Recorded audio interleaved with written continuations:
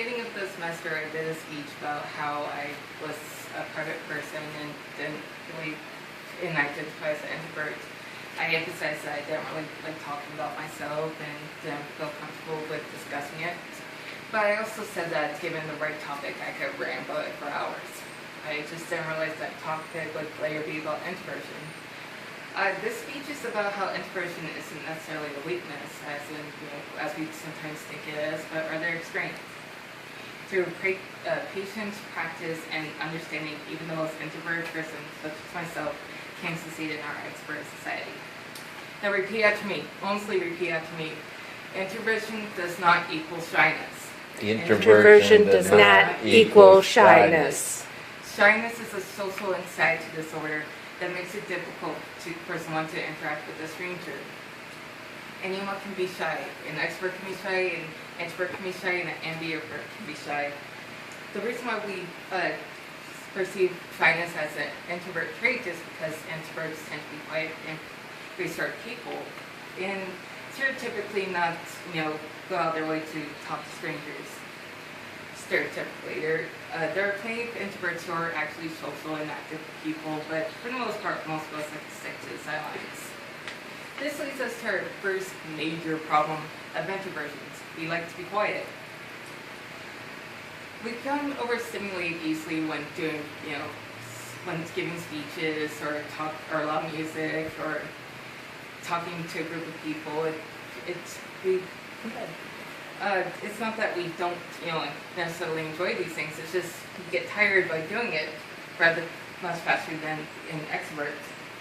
So a good suggestion for an introvert who needs to go to a party or go for work or network or give a speech is to take the not necessarily give a speech actually, to pick out one or two people to talk to during and create strong connection with that people rather than go around person to person talking to them, which, as I said earlier, tends to make you tired. It literally drains the energy out of you.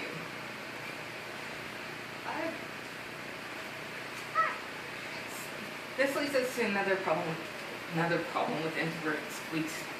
We like to be alone. American society has this crazy idea that being alone means you're lonely. This is not the truth. Because they believe because we're inherently social people, as in we thrive on having a good support network, and whether when we don't have one,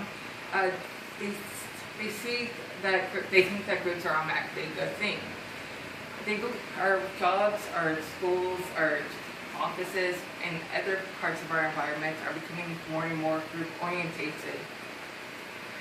Even though study after study after study has shown that solitude promotes creativity and groups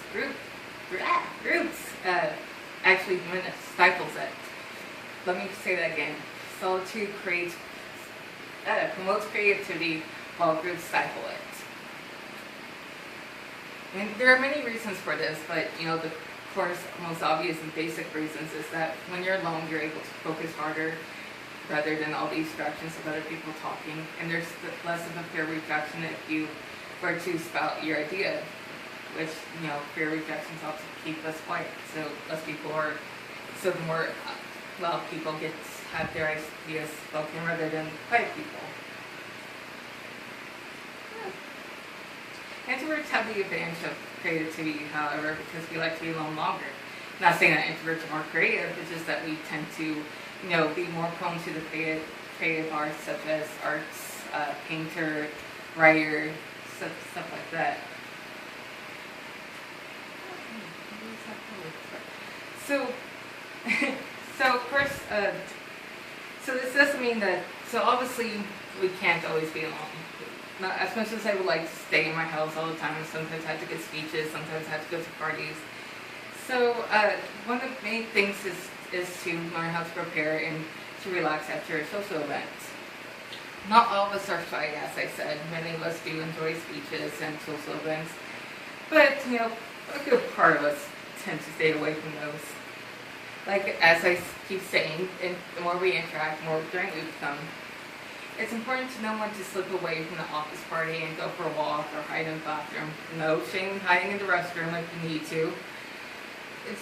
It's important to take time to recover after after a social event, because especially if you are introverted.